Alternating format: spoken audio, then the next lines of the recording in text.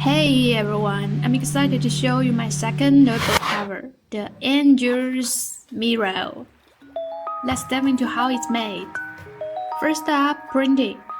Make sure you print the cover standing upright.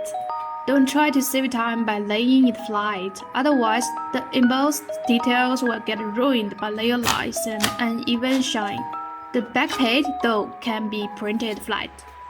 You might notice it leaves an incomplete layer when flat, but upright is perfect. Honestly, I have no idea why. If you know, leave me a comment.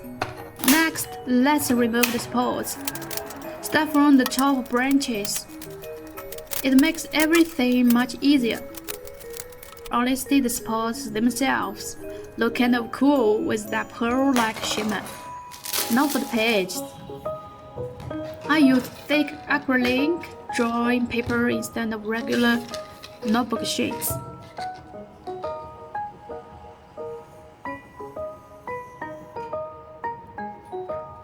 I line up the first page with back cover to mark the holes, then punch through.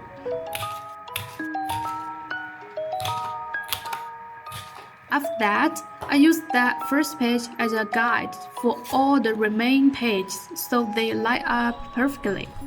Plan A is using the rings I designed. Slide each page and the back cover onto the rounded end. And you are set. Just a hand up. The notebook can be thicker than 1 centimeter, or it won't close properly. Plan B is using ribbon. Just thread it like you would a shoelace. Ribbon fits the style perfectly, isn't limited by thickness, and opens and closes super smoothly. And that's the finished notebook. I hope you love it.